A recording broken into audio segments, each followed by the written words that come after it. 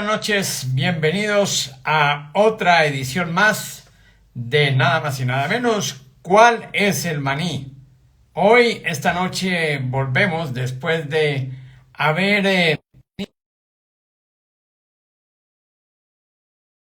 descanso que no queríamos tener, pero nos tocó tenerlo porque la persona que invitamos hace 8 días no pudo conectarse con nosotros para participar en este programa.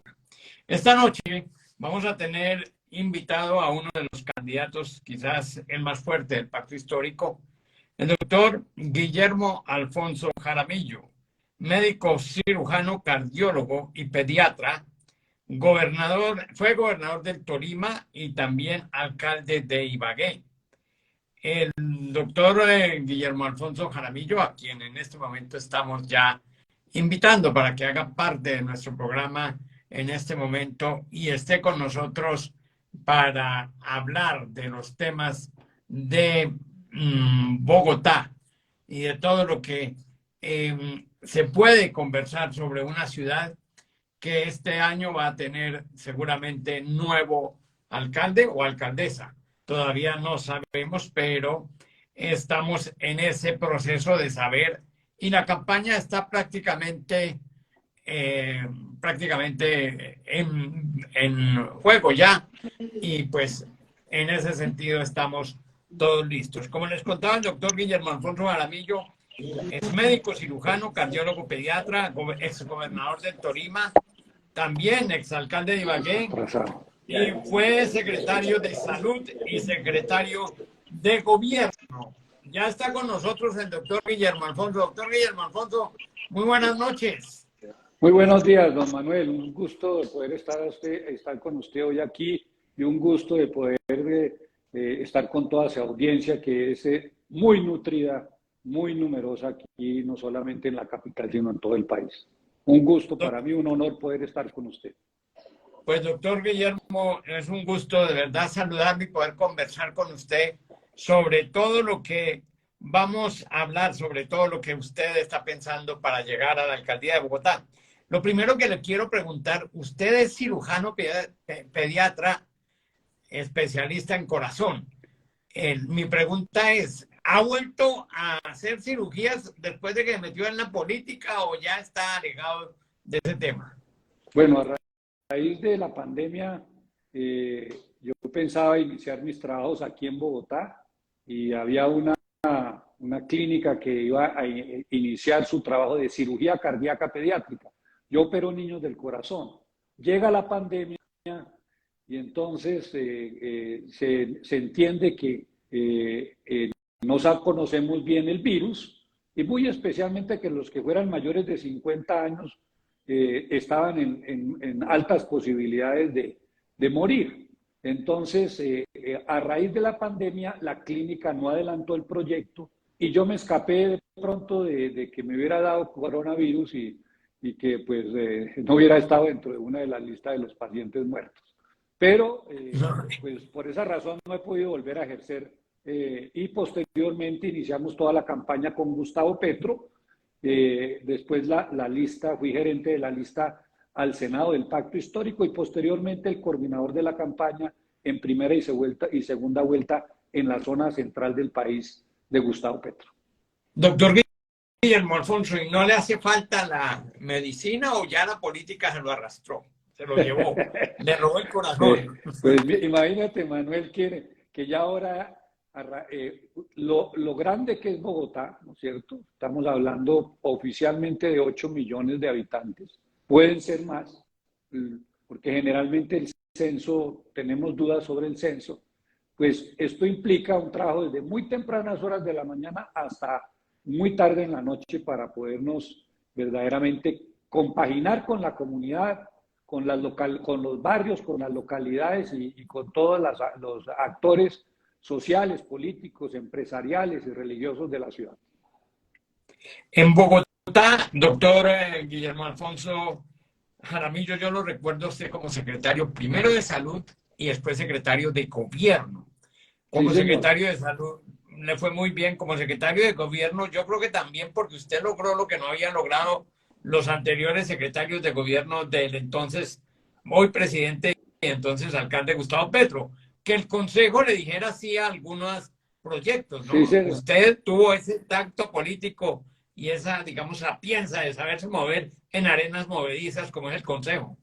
sobre todo el tema el empréstito que Gustavo Petro solicitaba. Nosotros no teníamos, recuerdas tú muy bien, porque además con la memoria prodigiosa que usted tiene, don Manuel, nosotros no teníamos una bancada mayoritaria, no teníamos, sino un grupo de personas amigas, no suficiente para poder lograr que estos acuerdos pudieran llevarse a cabo. Logramos pasar el endeudamiento y logramos también algo muy importante, ahora que el doctor Pava está en riesgos a nivel nacional, logramos crear el Instituto de Riesgos para Bogotá, que es muy importante. Es una institución que, por supuesto, tiene que ver mucho con todo el cambio climático y los problemas que se pueden presentar de riesgos de todo tipo en la ciudad. Doctor Guillermo Alfonso, en el caso suyo, comenzar a trabajar la campaña política con un partido, usted definitivamente va por el pacto histórico, va a buscar por ahí la alcaldía. ¿Cómo va a ser, digamos, esa campaña? Ahí hay algo que es muy importante. Yo quedé con muy buenos amigos en el consejo. Con eso pude actuar como secretario de salud. Logramos 100.005 territorios saludables. Hicimos lo que hoy está pretendiendo el gobierno presentar, que es la prevención, promoción y atención primaria. Cerca de 6.000 personas estaban en el territorio en materia de salud. Y, por supuesto, los puntos para el derecho a la salud. Ahí lográbamos que inclusive hubiera tutelas en contra de nosotros mismos, contra nuestros hospitales. Le servíamos a la gente de todo punto de vista. O sea, logramos rebajar fundamentalmente las tasas de muerte prenatal, de muertes maternas. Hubo un mejoramiento sustancial en materia de los índices de salud. Todo se logró porque había necesidad de ponernos de acuerdo con las fuerzas políticas. Casi como hacer una buena actividad institucional, es decir, que tener los hospitales en ese momento. Yo lo que el gobierno nacional, que era el gobierno que no era afín a otros, empezara el uso de las cuentas maestras, y con eso logramos pagar los equipos de los territorios saludables, mejorar los hospitales, hacer obras en todo el territorio. Eso se logró por tener diálogo, entendimiento con las diferentes fuerzas. Tomo esto para que entonces la pregunta suya pueda canalizarse en qué sentido. Nosotros necesitamos un acuerdo por Bogotá, don Manuel. Bogotá hoy debe de ser mirado de una manera muy diferente por todas y todos nosotros. Un acuerdo en donde podamos estar la gran mayoría de las fuerzas políticas, sociales, empresariales, religiosas y de todos los sectores que sean posibles, comunitarios, poblaciones diversas, para poder hacer, en vez de una confrontación y un enfrentamiento, un claro entendimiento para sacar adelante a Bogotá en muchas de sus necesidades hoy que son fundamentales y que son prioritarias. Entonces, yo soy y pertenezco a la Colombia Humana, por ende al pacto histórico, pero también al Frente Amplio, en donde están los verdes y están los liberales y otros grupos independientes, pero acuérdese que en este momento hay un acuerdo nacional en donde están los liberales oficialistas, en donde está los consejos, que es importante bajar ese acuerdo nacional a Bogotá, y con todas las fuerzas que quieran el progreso y el desarrollo, que puedan entenderse con el gobierno nacional, porque tenemos que entendernos con el gobierno nacional y hacer entonces un binomio gobierno nacional y distrital, podamos sacar adelante a Bogotá. Entonces, el acuerdo por Bogotá permite el diálogo y el entendimiento con todas las fuerzas, porque una vez yo como gobernante voy a ser es el alcalde de todos los bogotanos, no de un grupo político, no del pacto solamente, no de liberales o conservadores, sino absolutamente de toda la población, de esos 8 millones de bogotanos. Antes de pasar ya al tema concreto de Bogotá, déjeme preguntarle una cosa, porque hoy me llamó alguien y me dijo, dígale al doctor Guillermo Alfonso que con esto que está pasando con la reforma a la salud, que está muy difícil, que la ministra Corcho todavía tiene dificultades de comunicación con el Congreso, ¿no sería que usted sería capaz de darle una mano al presidente Petro y sea usted el ministro de Salud? Yo no sé si se lo han ofrecido o no, pero eso me dijo alguien, pregúntele eso. ¿Usted cómo ve esa situación? Don Manuel, algo muy importante, cuando usted está en medio del río, va a caballo en medio del río, usted no puede cambiar de caballo, usted tiene Ajá. que atravesar ese río, ¿cierto? Hoy estamos en medio del río, hay unas personas que están cabalgando sobre esos caballos, pasando este río, pasando estas reformas. No creo que hoy, en este momento, se vaya a hacer un cambio en el gabinete. Lo que creo sí es que hay que sentarse, seguir. El diálogo, el Congreso es así.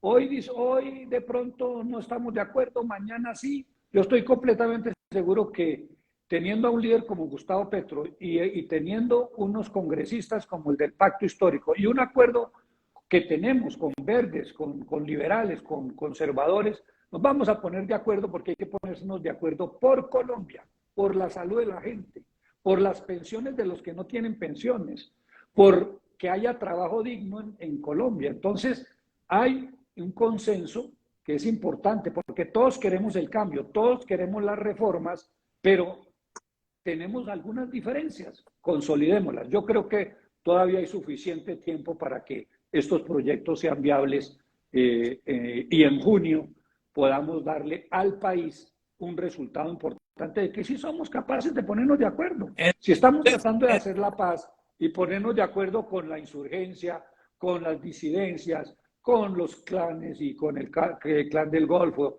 con los narcotraficantes, para hacer una Colombia vivible y que podamos convivir todos juntos, pues la clase política tiene que entender que sí quiere la gente hacer cambios y los congresistas no le pueden fallar al pueblo colombiano. Es decir, usted en ese potro no se monta, en ese caballo cruzando el río no se monta. Es que es muy difícil porque entonces, ¿cómo hago yo para, tendría que llegar en canoa o en barco a esas aguas profundas? Claro. Entonces yo creo que no es el momento para cambiar de caballo en medio del río. Pero usted, En este caso de jinete, no, ni de jinete ni de caballo.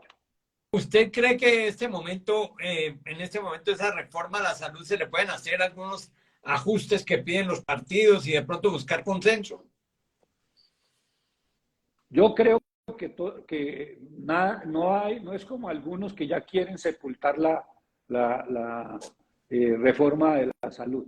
No, hay unos puntos de divergencia que ya nos hemos puesto de acuerdo en lo preventivo, ya nos hemos puesto de acuerdo en la importancia de llegarle a los sectores vulnerables, llegarle a la gente más humilde, en los territorios más abandonados, en los barrios en donde no hay protección, en que no nos manden del sur al norte para tomarnos unos exámenes, una radiografía, que podamos ser atendidos y eficientemente cerca de nuestra casa, que puedan llegar los médicos a sus casas, que podamos tener la posibilidad de una prevención de la enfermedad.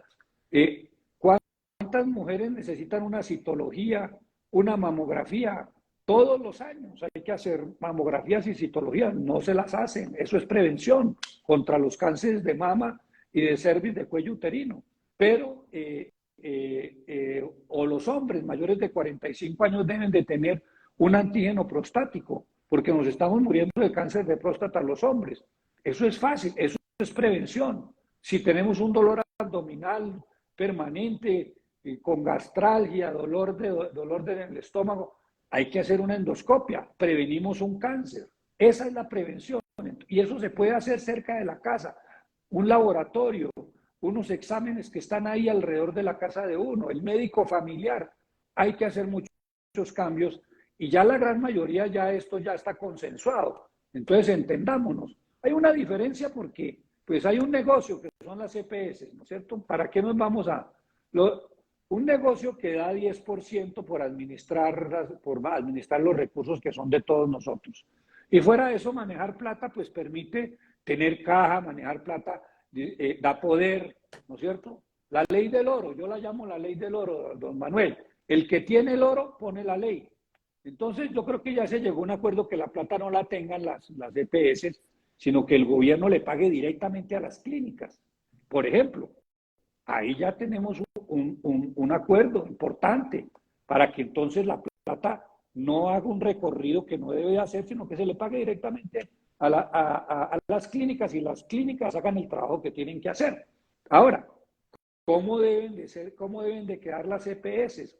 Bueno, vamos, sigamos, sentémonos, sigamos dialogando. Va a haber 3 meses en los cuales podemos ir llegando a acuerdos para que el pueblo tenga la salud que se merece. Ese es el interés del presidente de la República, es el interés de todos nosotros, de que la gente tenga la salud que se merece, porque plata hay. Bueno, ya hablamos entonces de esa reforma a la salud, pero ahora sí hablemos de lo que nos interesa mucho a nosotros, los que estamos en Bogotá. Bueno, doctor Guillermo Alfonso, si yo digo que usted es el candidato de Petro, ¿estoy equivocado? No, Petro no tiene candidato. ¿No? Usted sabe que Petro, Ahora me no, porque quiero, pues. Petro no puede hacer campaña política. Petro, usted nunca irá a oír de que Petro candidatice a alguien, ni nada por el estilo. Yo lo que sí puedo decir es que y así es, yo vengo trabajando hace más de 2 décadas con Gustavo Petro y he sido como usted muy bien lo dijo, su secretario de salud, su secretario de gobierno, alcalde encargado en varias ocasiones, en una ocasión casi por un mes. He estado con él en el Congreso de la República, he sido gobernador apoyado por él, he sido alcalde de Ibagué apoyado por él. Entonces, soy una de las, podría decir, soy uno de los reclutas de Gustavo Petro en su proyecto político. Y Y por supuesto, los otros dos reclutas hasta ahora son Gustavo Bolívar, Holman Morris y por ahí suena Carlos Carrillo. Es decir, ese Frente Amplio, ¿cómo va a escoger candidato? ¿Ustedes ya tienen planteado cómo hacerlo? sí, mañana se cierran las inscripciones para candidaturas en la Colombia Humana y también nos hemos puesto de acuerdo en el pacto histórico para las personas que quieran presentarse a las candidaturas por sus respectivos partidos.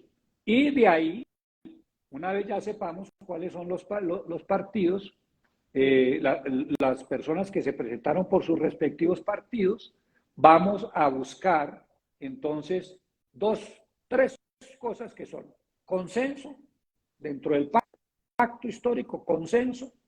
Si no hay consenso, miramos a ver quiénes pueden ir a una consulta y dependiendo de la consulta, en último término, una encuesta.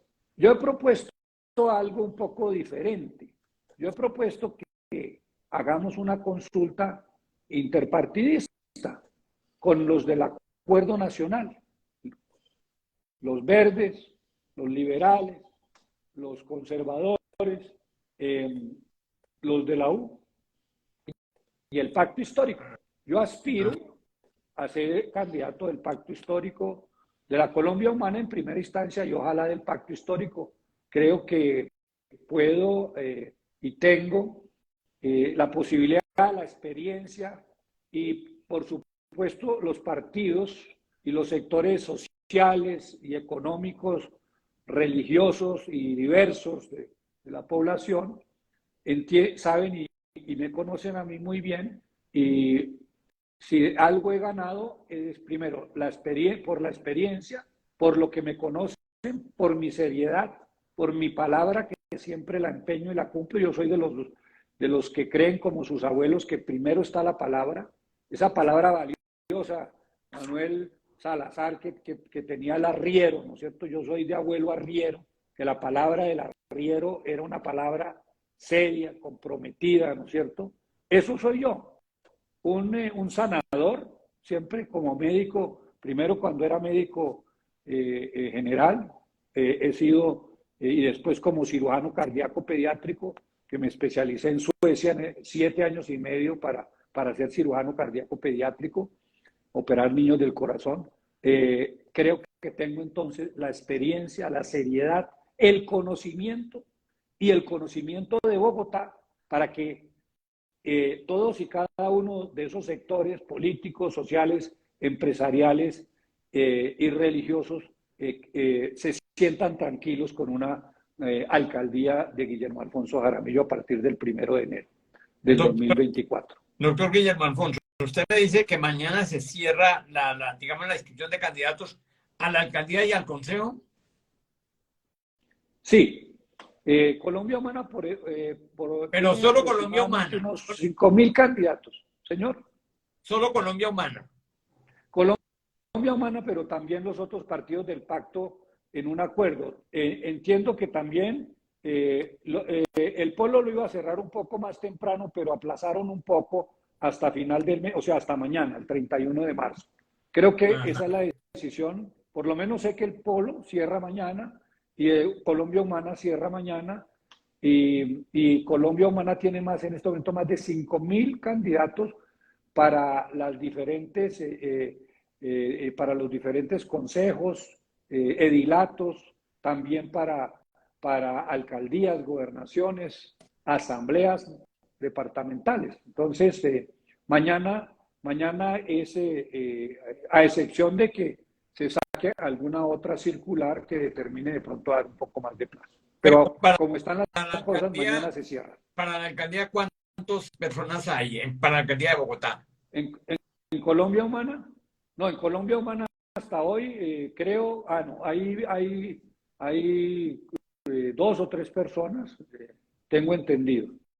Por lo menos sí, como unas dos, porque cualquiera puede hacerlo, no tenemos restricciones. ¿Usted ya se inscribió o se inscribe mañana? No, yo ya me inscribí, o sea, yo trato, o sea, soy cumplido con las cosas que hay que hacer. Ya estoy inscrito, porque además hay una situación que es esta, los estatutos dicen con mucha claridad, hay una circular de que uno tiene que ser militante de Colombia Humana con un tiempo prudencial, o sea, de 6 meses. Tal vez ha habido una modificación a 3 meses y de pronto, si hay una persona muy reconocida que ha sido compañero y amiga, alguna compañera o algún compañero que hayan sido muy amigos de nosotros, alguna de nuestras personas más diligentes y que han colaborado más, pues sabemos que pertenece, pero que por alguna razón no se inscribió, de pronto se puede hacer alguna salvedad. Pero para candidato tiene que inscribirse y la línea muerta, o sea, el deadline es mañana, día 31 de marzo. Y el pacto histórico sería la gran coalición, digamos. En el pacto histórico creo que está en el Polo creo que está el doctor Carrillo. Sí. Y creo que también en la Unión Patriótica la concejal Heidi Sánchez. Heidi Sánchez. Y en este caso no está todavía Gustavo Bolívar, porque él pertenece al pacto, pero no pertenece a Colombia Humana, o sí pertenece a Colombia Humana. No, él ya pertenece a Colombia Humana. Tendría Yo le sigo diciendo senador. El senador Gustavo Bolívar él renunció a Maíz, una vez se retiró del Congreso y hoy milita en la Colombia Humana. hoy milita, pero sí tendría la posibilidad, porque no, él renunció cuando a Maíz, al final no tendría problema, tiene que ser un año antes o no. Bueno, o hay dudas yo creo que ahí. hay que obviar muchas cosas, ¿no? Uno no debe cerrarle la puerta a nadie. Eso lo podemos dejar para otro tipo de situaciones. Nosotros nos sentimos muy honrados de tener a Gustavo Bolívar de candidato. Yo he estado hablando con él y por supuesto yo creo que nos corresponde a él y a mí dirimir este tema y aspiremos a ver si en el corto tiempo ya la audiencia bogotana tiene ya una decisión muy clara de quién va a llevar las riendas como candidato de la Colombia Humana dentro del polo, dentro del pacto histórico. Bueno, después de esta claridad, doctor Guillermo Alfonso, le quiero preguntar, ¿qué cirugía de corazón necesita Bogotá hoy? Es una muy buena pregunta, don Manuel. No, no una, varias. Varias. Varias porque primero hemos desmejorado en el tema social. A veces eso no se toca, ¿no es cierto?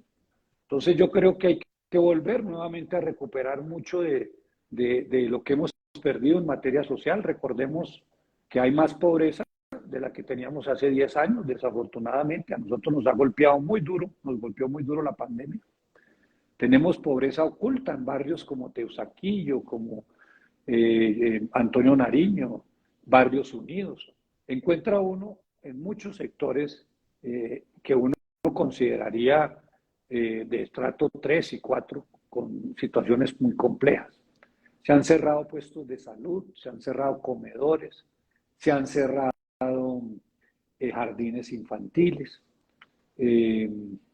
Hemos progresado en otras cosas porque aquí hay que pensarlo, ¿no es cierto? Por ejemplo, las manzanas de cuidado que la alcaldesa ha venido desarrollando son supremamente importantes, eso hay que continuarlo, pero ha habido una mejoría en el tema social. Entonces, esa es una cirugía que hay que hacerla en los próximos 4 años, no ir recuperando nuevamente. Bogotá tiene que ser un ejemplo. El tema del desempleo lo pongo ahí en el tema social. Educación, salud, vivienda, ¿no es cierto? Pobreza. Eso lo proponemos en el tema social con los emigrantes, con las víctimas que no han sido hasta ahora recompensadas. Entonces tenemos unas situaciones bastante complejas. La otra es la seguridad, que también es transversal, ¿no es cierto? Yo creo que la alcaldesa hizo un llamado importante y hay que atenderlo, porque el distrito hizo un gasto para que hubieran más policías. Y sorprendentemente, don Manuel, yo fui secretario de gobierno, tenía 20.000 policías. ¿Sabe cuántos hay hoy? 17.300. Bien. ¿Sabe cuántos policías hay en Suba? 700. Y según registros oficiales, Suba tiene 1.350.000 habitantes. 1.350.000 habitantes. Manizales y Ibagué Manizales tiene menos de 500.000 habitantes, tiene 2.000 policías. Entonces, ¿cómo puede usted controlar una ciudad dentro de la ciudad que es Suba, que no tiene sino 700 policías? ¿Cómo hace usted para la seguridad si Bogotá debería tener por lo menos 24.000, 25.000 policías? Claro. O sea, le faltan. Entonces, es solamente para tocar un tema. Sí, no, ¿Cómo lo claro. vamos a solucionar? Y yo le quiero preguntar sobre este tema. Vamos a hacer un ejercicio, vamos a tener policía distrital. Planteémoslo. Planteemos la policía distrital. Miremos a ver si podemos comenzar. Con el tema que propuso la alcaldesa Claudia López, una policía local. Una policía local propuso la alcaldesa Claudia López. Yo ahí tengo mis dudas y yo le quiero preguntar por esto, porque usted dice, y muy acertadamente, tenemos menos policías que en el 2010. Y le voy a decir, en el 98, porque recuerdo que un concejal de la época presentó ante el Tribunal Administrativo de Cundinamarca una acción de cumplimiento al gobierno de entonces, que era el de Pastrana, y le dijo, un momentico, nosotros necesitamos más policías. Y Pastrana le dijo, no hay. Y entonces metió una acción de cumplimiento que yo nunca supe si fallaron. Pero lo cierto es que Bogotá siempre ha tenido ese déficit y siempre a nosotros nos cuentan que entran 3.000 por el sur, pero salen como 2.800 por el norte. ¿Es así o no? Cierto, así es. Así es. Así es, así me pasaba. Le acabamos, señor secretario Guillermo Alfonso Jaramillo, aquí le acabamos de traer 1.000 policías, pero no decían cuántos se habían retirado. Exactamente. Le está pasando a Claudia lo mismo, ¿cierto? Eso para tocar un solo tema de la seguridad, para poder llegar a un índice que las Naciones Unidas ha hablado que un país como esto debe tener entre 200, o sea, 2.8 a 3 policías por cada 1.000 habitantes. Entonces, si usted tiene 8 millones, son 24.000 policías para por lo menos cumplir con las cifras que hablan las Naciones Unidas. Entonces, eso para tocar un solo tema, pero cuando usted tiene desempleo, donde los jóvenes no tienen posibilidades de trabajo, ¿no es cierto? En donde los jóvenes no se pueden educar, en donde los jóvenes tienen situaciones tan complejas, sus familias tienen necesidades de hambre, ¿no es cierto? Ahí comienza a generarse una situación supremamente compleja. El gobierno de Duque hizo algo que yo no estoy en desacuerdo, que permitió a través de ese permiso especial de que los migrantes puedan trabajar, ¿no es cierto? Lo solicitaron los empresarios, me parece que debe de ser yo creo que estuvo bien, pero no tenemos una política de migrantes y los estamos dejando recluidos en los pagadiarios. Solo Santa Fe tiene, y no es oficial, cerca de 400 pagadiarios. Y ahí entonces llegan ellos y son cooptados por la mafia. No es que ellos estén en la mafia, es que la mafia se encarga de cooptarlos. Entonces vea usted cómo tenemos una cantidad de problemas. Hay sitios en donde oscuros, tenemos parques que hay que iluminarlos, mejorarlos. Necesitamos comenzar a entender que nosotros hoy tenemos en Bogotá un problema gravísimo. Estamos desconectados. La administración trata de estar bien conectada con la policía, pero no estamos bien conectados los tres. Yo hablé con el general Triana y le dije, general, usted tiene que después del estallido social crearle confianza a muchos de los sectores de la ciudad y especialmente a los jóvenes, que crean en la policía, que lo vean como los que los están defendiendo y protegiendo. Vaya a la Junta de Acción Comunal, vaya a los barrios, compenétrese con la gente, lleguen con brigadas de salud, solucionen cantidades de problemas que hay en los barrios, ¿no es cierto? Hay que compenetrarse. Si nosotros no logramos administración, policía y comunidad y trabajar conjuntamente, no tenemos la posibilidad de mejorar en seguridad en Bogotá. Eso es lo primero que yo voy a hacer.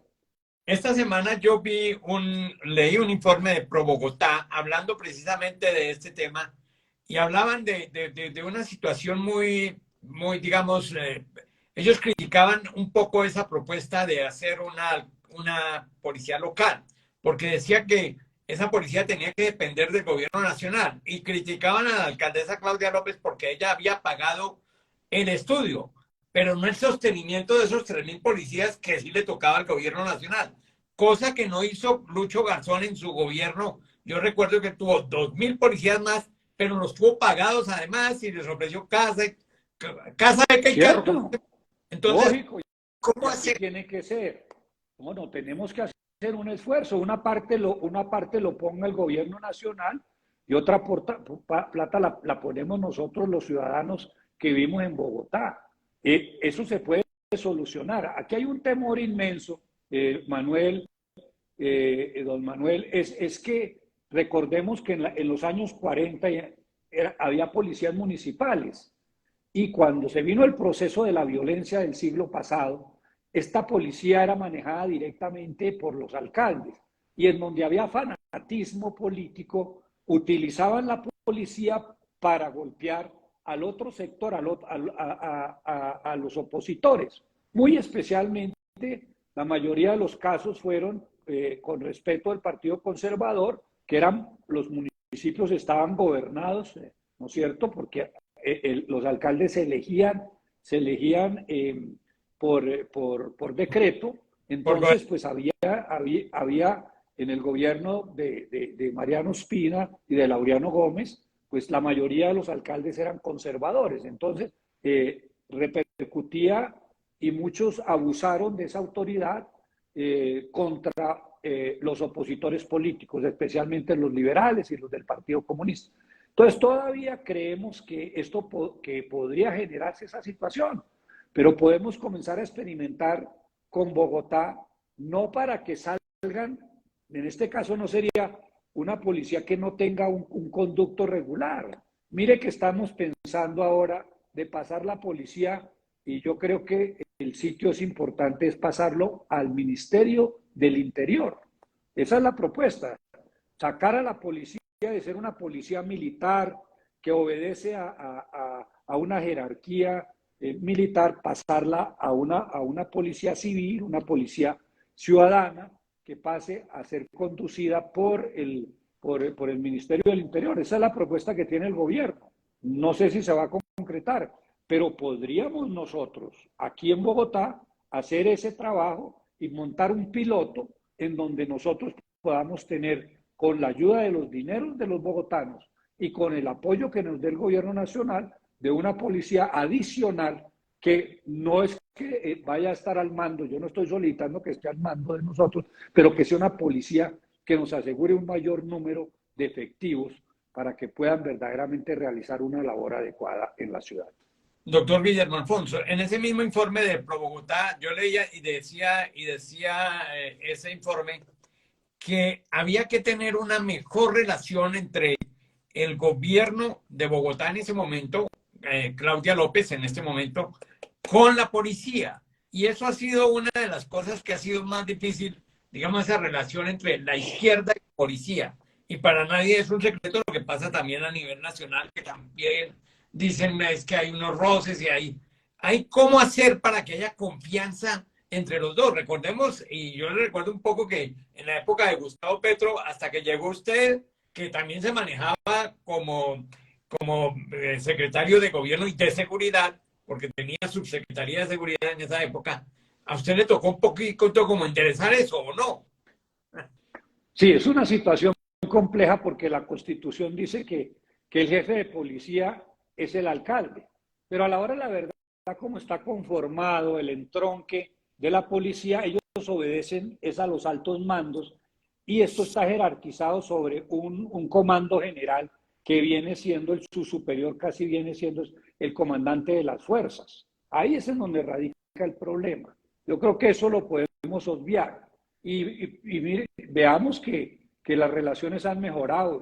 Hay veces que hay confrontaciones, pero por eso le decía yo a usted que para poder lograr efectivamente la seguridad, tenemos que tener, vuelvo y repito, unas buenas relaciones, administración, policía y la ciudadanía. Ese es un trípode que sin eso no hay una seguridad efectiva, ¿no es cierto? ¿Y cómo? Y hay unos intangibles en la seguridad que hay que atenderlos y que son transversales. Educación, salud, empleo, disminuir la pobreza, atender efectivamente las víctimas, en este caso los migrantes, buscar sitios en donde usted pueda verdaderamente, hay sectores en donde desafortunadamente hay líneas, lo que llaman líneas invisibles, hay sectores en donde la mafia se ha ido empoderando de tal manera. Yo visité recientemente el Codito, me encontré a un joven que hacía 10 años había denunciado que la policía que estaba ahí estaba conectando con los Pascales. Recuerde que habían se hablaba mucho de los Pascales y los Luisitos. Usted lo Ajá. sabe muy bien, usted lo reportó en muchas ocasiones. Y la sorpresa, ¿cuál fue? No sé si está equivocado este joven o no, creo que puede estar equivocado, pero me lo dijo con mucha claridad. Ese muchacho que había tenido el valor civil de pararse a decir eso y cambiamos la policía. A raíz de las declaraciones de él, hoy me dijo, ahora que estuve en el Codito, me dijo, no, ya cambió esto, pero para mal. Y le dije yo, ¿por qué? Dijo, no, porque ahora está el clan del Golfo aquí. Lógico, el clan del Golfo amedrenta los 2 o 3 policías que estén en el CAI, ¿cierto? Hay que mirar eso en detalle.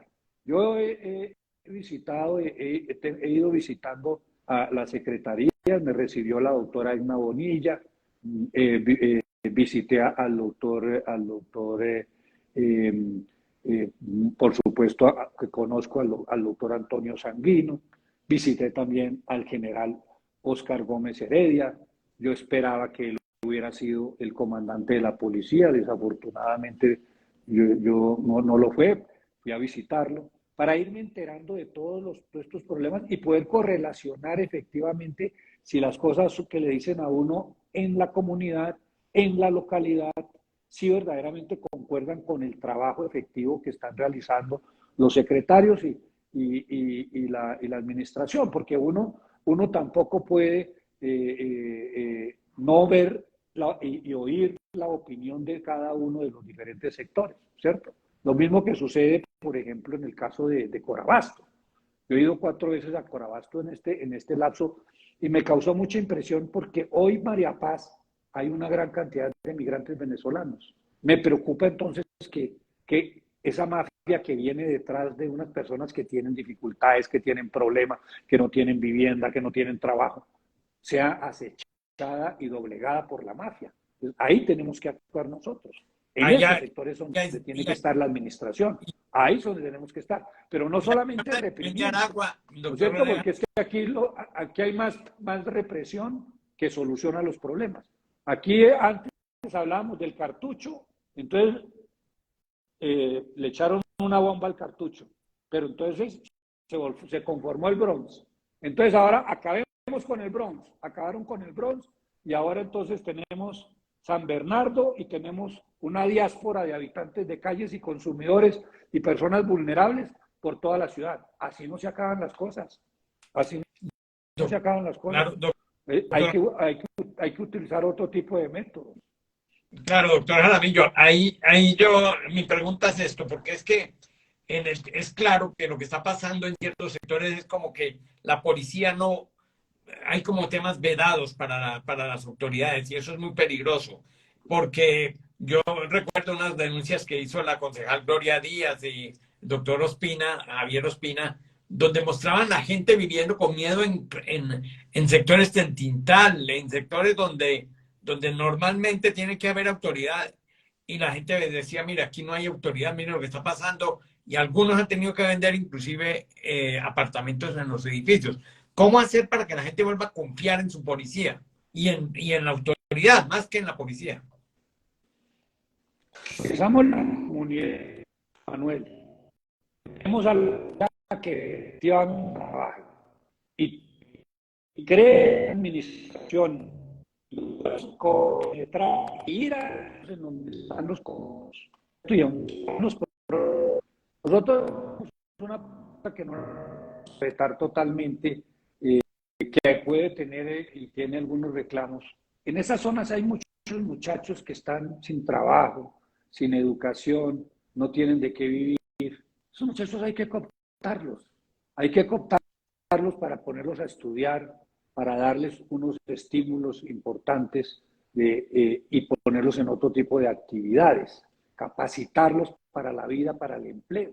Ahí nos puede ayudar la empresa privada, ahí podemos ir de la mano de la empresa privada, la administración para dar a través del SENA, inclusive de la universidad, educar a estos jóvenes, sacarlos de una situación en donde ellos no tienen ninguna otra posibilidad más, sino dejarse cooptar por la mafia, solucionar los problemas de la vivienda, mejorar y arreglar los barrios. Usted va y usted todavía encuentra tierras, calles en tierra, ¿cierto? Usted encuentra todavía sectores sin servicios públicos. Usted encuentra miseria abundante en esas localidades. Esos son los sitios fáciles de caer presa de la mafia organizada y de la delincuencia de todo tipo. Entonces, ahí es donde nosotros tenemos que trabajar. Por eso la seguridad es transversal y por eso a mí hace 4 años me invitaron, siendo alcalde de Ibagué, me invitaron a Holanda. Me fue a ver todo lo que es la economía circular, cómo han mejorado ellos sustancialmente, cómo ellos ya no tienen botaderos de basura y nosotros todavía tenemos Doña Juana. Ese es otro tema que no lo hemos tocado, eso es un tema de cirugía cardíaca prioritaria, porque ahí tenemos una situación que no hemos solucionado. Casi 8.000 toneladas de basura depositada todos los días ahí. Entonces, a donde yo llevo en Holanda están cerrando las cárceles. ¿Sabe qué hicieron para no cerrar cárceles? Estaban trayendo presos de Polonia y de la República Checa para no cerrarlas. Entonces le cobraban a los polacos y le cobraban a los checos para que no construyeran cárceles, y entonces ellos cuidan los presos de la comunidad europea.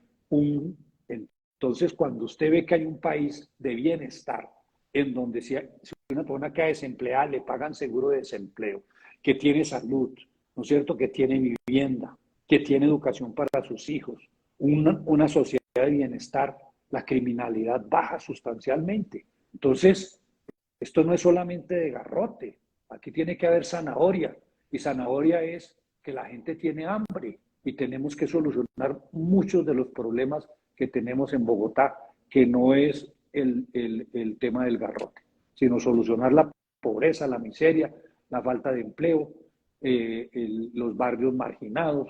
Aquí hay gente viviendo en casas de cartón.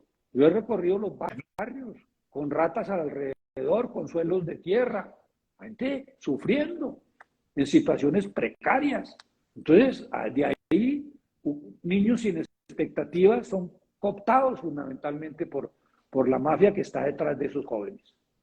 Doctor Guillermo Alfonso, para nadie es un secreto que entre la alcaldesa Claudia López y el presidente hay en este momento un conflicto fundamental, y es el del metro. El metro, ¿usted qué va a hacer con el metro? ¿Lo hace subterráneo? ¿Lo hace o continúa con el que están haciendo? ¿Lo hace subterráneo desde la 72 hasta Suba y Engativá? ¿Qué va a hacer? El gobierno nacional y la alcaldía de Bogotá determinaron hacer dos mesas de trabajo, una jurídica y otra técnica. Yo creo que cuando el 1 de enero del 2024, cuando me posesione de alcalde, ya eso ha habido una solución. Y el contrato está vigente, ahí yo continúo. Yo soy, y creo, porque lo he visto por la experiencia, por todo lo que he recorrido en el mundo. Yo he vivido afuera de Colombia. Bueno, los trenes, o sea, el transporte masivo es subterráneo para una ciudad capital como esta de 8 millones de habitantes. Entonces, la segunda línea ya es subterránea, pero el problema no es 2 líneas. El POT aprobado por decreto de la señora alcaldesa trae 5 líneas de metro. Ese es el esfuerzo que tenemos que hacer nosotros. A mí me corresponde bregar a ver cómo logro con el gobierno nacional, con las finanzas del distrito, con capital extranjero y con técnica que ya hay en el mundo, podemos decirle a los bogotanos: en 10 años tienen ustedes 5 líneas de metro. En 10 años ya se han terminado y están listos los 2 regiotrans. Y ya hemos logrado mejorar las vías, ampliar la 13, la ALO Sur, la ALO Sur, la ALO Centro, la ampliación de la calle 80, conectar la 63 con Funza, para que podamos ahí también tener una salida hacia el occidente. Los 6 cables aéreos que se tienen que tener, 2 más en Ciudad Bolívar, el de Altamira y el de Entre Nubes de San Cristóbal, el Toberín, el de Santa Cecilia. Son 6 cables para conectar a la gente. Y, por supuesto, que nos podamos poner de acuerdo, y lo está haciendo la alcaldesa, y espero que haya más participación de la comunidad para poder solucionar la famosa, el corredor verde de la séptima, que también tiene que ser un tema que muy seguramente cuando yo llegue ya esté el contrato moviéndose. En donde aquí hay muchas propuestas, especialmente se ha oído es a la gente más, o sea, se ha oído a la gente pudiente, pero no se ha oído a los trabajadores que están en Toberín, que están en la zona de Santa Cecilia. He oído más a los disparados de Chapinero. Ay, perdóneme, pero no quiero vender a nadie en Chapinero, pero digamos que la gente dice: no, pero es que están tomando una decisión los de Chapinero por nosotros. Es decir, a usted el corredor verde veo que como que no le gusta tanto, pero es bueno concertarlo. Nosotros queríamos un tranvía. Entonces, recuerde que Petro había propuesto un tranvía. A mí me encanta el tranvía. El doctor Peñalosa una vez me regañó y me dijo: eso es un juguetico. Entonces yo le dije: también metro elevado también es un juguetico. Si queremos un metro, tiene que ser subterráneo. Recuerde que en el 98 el proyecto que tenía Samper, nuestro presidente Samper, eran 3 líneas de metro subterráneas, pero él cogió la plata, Peñalosa cogió el dinero y hizo el Transmilenio. Pero desde ese momento debíamos de haber iniciado el metro subterráneo. Perdimos también esos 20 años. Entonces no podemos seguir perdiendo tiempo. Yo creo que aquí no se ha oído a la gente del norte pobre, de sur. Los de Codito, los de Santa Cecilia, los del Codito, los de Toberín, los de Santa Cecilia, todas esas zonas, no los hemos oído. Ellos necesitan un transporte que los pueda traer rápidamente al centro y no que sufran como sufren porque no tienen un adecuado transporte. Entonces, hay que pensar en todo. Yo creo que la alcaldesa va a lograr conciliar con todas las diferentes reclamos que hay y pues podamos tener lo mejor para Bogotá.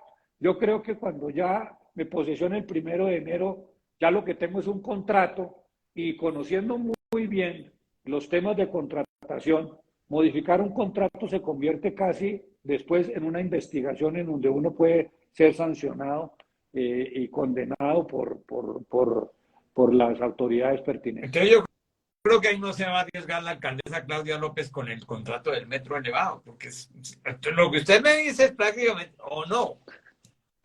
Es que por eso es importante la mesa jurídica, porque uno sienta yo como cirujano cardíaco pediátrico siento cuatro abogados y usted va a encontrar teoría, o sea, va a tener posiciones diferentes. Eso es un poco complejo. Yo creo que eso tiene que hacer un estudio muy riguroso en primera instancia y segundo un estudio técnico que nos permita a nosotros solucionar el problema. La propuesta de Petro a mí me parece muy lógica. Si nosotros podemos tener un metro desde la primera, ¿no es cierto? La calle primera hasta la 72, soterrado, subterráneo, podríamos mejorar, volver a rehabilitar la Caracas, volverla a esa Alameda que yo conocí cuando llegué de 8 años a Bogotá. Yo vivía en Sears y caminaba hasta el hospital militar y por múltiples razones transitaba por esa zona y caminaba por esa zona porque uno en ese tiempo como niño uno podía andar por Bogotá sin problemas. Estoy hablando de los finales de los 50 y principios de los 60. Eso uno andaba, los niños mantenían en la calle, no había peligros. Y uno tenía una arbolada, inclusive vivimos un tiempo ahí sobre la Caracas, era hermoso. Yo creo que un tren soterrado de la primera a la 72 evita, es que a nadie le han dicho que le van a poner un metro aéreo. ¿Usted se imagina ese ruido? ¿Cómo van a hacer esas viviendas al lado oyendo ese ruido y ese temblor permanente? En Nueva York acabaron con lo que había con los trenes aéreos. Ya no existen. Ahora son unos parques longitudinales por el cual miles y millones de turistas transitan. Yo tuve la oportunidad de hacerlo. Entonces, nosotros estamos siempre en la parte de atrás de la historia. Tenemos que estar en la parte de adelante de la historia. Usted me decía también hace un momento, ya tengo más o menos claro lo que usted quiere hacer con Metro y también con el Corredor Verde y un poco hablando de las líneas, el POT que está aprobado.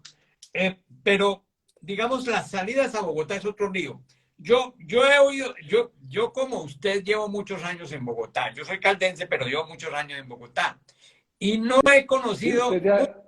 Sí, nosotros somos vecinos porque yo soy del otro lado del río. Exacto. Caldas, nosotros los del norte somos casi caldenses. Exactamente. Mi abuela era de Chinchiná y mi padre vivió mucho tiempo en Manizales. Mi papá abuelo. Mi papá fue alcalde de Aranzazu, imagínese, pero era de los godos buenos. Yo se lo digo. Ahora que hablamos de los alcaldes. Pero le quería preguntar a esto, doctor Guillermo Alfonso. En las salidas de Bogotá, yo he conocido Suacha digamos, la salida por la No, es autopista, terrible. no he conocido sin un trancón. Desde que yo llegué aquí a los 13 años, nunca he tenido una solución. Si es un túnel o eso es un cuentico. Mire, hay muchas cosas que se pueden hacer. Usted llega al matadero y ahí encuentra que venden más carne. Cuando uno va hacia Soacha, venden más carne en el lado derecho que en el matadero. Ahí siempre Ajá. hay siempre un trancón. Ningún Sí. alcalde ha sido capaz de arreglar ese problema. Es que hay cosas que ni siquiera necesitan una obra. Usted llega después al terminal, ahí hay otro trancón, porque entonces todos los buses están recogiendo, no en el terminal, sino fuera del terminal. Hay una cantidad de trancones que no tienen ningún tipo de justificación. Por eso tenemos que tener por lo menos 800 agentes de tránsito en Bogotá. Si Ibagué tiene un número de 60, si tiene Bucaramanga, que tiene 500.000 habitantes y tiene 100 agentes de tránsito, pongamos agentes de tránsito para que eliminen esos sitios ahí que bloquean, que no es sino, como no tenemos los semáforos inteligentes, cada rato hay un semáforo que está dando vía más por un lado que el otro y se hacen unos trancones inverosímiles. O comenzamos obras al mismo tiempo en todas partes, no vemos trabajar a la gente porque los contratistas no trabajan. Me pareció muy bien que la alcaldesa fuera ido a arriarlos para que trabajen, porque no ve uno trabajo, pero sí obstaculizan el camino. De todas maneras, hay una cosa que yo escuché a Petro en gran parte de su discurso en Soacha, me parece muy bien. Creo que debe hacerlo ahora con las localidades de Bogotá. Suba, por ejemplo, necesita una universidad, así como lo planteó, por ejemplo, para Soacha. Y planteó que iban a hacer los estudios del túnel El que túnel. vendría a ser desde la Sevillana hasta Cibaté. A mí me parece que es importante hacer los estudios. A mí no me gusta que sea elevado como lo planteaba Vargas Lleras. Yo creo que es mejor que sea subterráneo con el fin de que podamos remodelar a Soacha, volverla bonita, hacer un parque lineal y generar de Soacha una ciudad moderna, nueva. Habría que ver si tenemos el dinero. Hagamos los estudios y hagamos el esfuerzo, porque ahí lo que podemos hacer es una APP, una alianza público-privada, y ponemos a pagar un buen peaje. El que quiera irse por abajo, pague. Y entonces se solucionó el problema. Hay una concesión a 30 años o a 40 años y que pague el que quiera llegar rápido y entrar rápido a Bogotá, pague. Y tenga por seguro que lo vamos a pagar porque preferimos ahorrar tiempo y pagar 50.000 pesos o 40.000 pesos por entrar sin tanto problema a Bogotá. Ya estamos terminando, doctor Guillermo Alfonso, y déjeme preguntarle, ¿a usted cómo le ha parecido el gobierno de Claudia López? Mire, yo he dicho una cosa siempre en mi vida, hay que dejar que los gobiernos terminen. A mí me gustan cosas de Claudia, otras cosas que no me gustan. Voy a ser sincero. Yo no estaba acá, pero mi familia acompañó a Claudia. Y la entiendo, porque mi madre tiene 96 años y se fue solidaria con la mujer. Y todas las personas, pues allá en la casa hay un matriarcado, ¿cierto? Quiero decirle, hay un matriarcado, ¿cierto? Entonces, allá se impuso eso. Y a mí me dio gusto que Claudia hubiera ganado porque necesitamos cambiar los patrones, que una mujer pueda gobernar. Démosle tiempo a Claudia que termine. Hay muchas obras en camino, hay muchas cosas. Una veces tiene caídas, después sube. Yo llegué con el 78% de opinión favorable a Ibagué. Me puse a apoyar 100% y salía todos los días a los barrios, 3 barrios en la noche, desde las 5 de la tarde hasta las 10 de la noche, promulgando el plebiscito. Bajé al 50%. Terminé con el 68%. O sea, de cada 3 personas, 2 estaban de acuerdo con mi administración. Pero al final, Si me hubieran medido a mí en la época del plebiscito, este perdió el año. Entonces démosle tiempo. Yo creo que a los gobiernos hay que darle tiempo. Usted sí se recuerda muy claramente a Jaime Castro. Jaime Castro salió con una... Todo el mundo dijo, no, este señor no sirve para nada. El pobre salió desprestigiado. Y hoy todo el mundo agradece que Jaime Castro hubiera hecho todos los cambios sustanciales que le han permitido a Bogotá ser una ciudad como la es hoy. Vea usted la diferencia. Con los años le reconocimos a él el ejercicio que hizo administrativo y financiero para que hoy Bogotá sea lo que es. Usted sabe que una vez me lo encontré en el estadio El Campín, el hincha de Santa Fe, yo del Caldas, no sabemos cuál está peor. Y entonces... El blanco de Caldas. Sí, el blanco. Y le dije yo, oiga, doctor Jaime, porque yo lo conocí cuando yo comencé a cubrir Bogotá. Ahí empezó a conocer Bogotá y le dije, usted ha sido el mejor alcalde que ha tenido Bogotá, pero ha sido el peor exalcalde. Nunca volvió a repetir como Mocus o como Peñalosa, no ha sido capaz. Y él se reía y decía, y usted lo dice bien, y yo le reconozco al doctor Jaime Castro que fue el que organizó la manera de cobrar, de hacer las finanzas en Bogotá. Le voy a dar un dato que se aterra cuando yo se lo digo. Y todos, mire, hoy todos los alcaldes que hay, después de él, todos disfrutaron de la mala opinión que tuvo él y todos disfrutaron de los recursos y pudieron hacer cosas gracias a eso. Exactamente, y yo recuerdo, vea, le voy a contar esta. Yo le dije a él, usted entregó a Bogotá con un superávit de 16.000 millones de pesos. 16.000. Entonces, usted tiene esa memoria. Le dije yo, memoria, usted entregó los primeros 10 millones de dólares para invertir en Ciudad Bolívar. Me acuerdo muchísimo de esas cosas porque él se obsesionó con Ciudad Bolívar.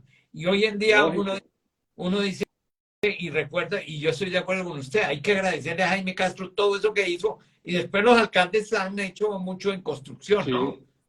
Cada uno. Y si se mete candidato, no saca un voto. No, es político. 7.000, yo le digo, político, pero ha sido un buen administrador. Exactamente. Pues, doctor Guillermo, de verdad que es un gusto volverlo a saludar. Lo conocí como secretario de Salud, secretario de Gobierno. Usted siempre muy amable con nosotros, el trabajo, y pues yo voy a esperar qué va a pasar dentro del pacto y dentro de la Colombia humana, pero yo quiero volverlo a entrevistar como candidato. Vamos a hacer, no solamente como candidato, sino como alcalde, porque va a ser de los primeros sitios que voy a ir a visitar. Allá voy a ir a caerle. Usted sabe que yo soy una persona que lo único que he hecho en mi vida es servir. Yo soy un sanador. Yo llegué a ser gobernador y me tocó que poner en la ciudad en ley 500, el departamento en ley 550, sacarla de semejante atolladero.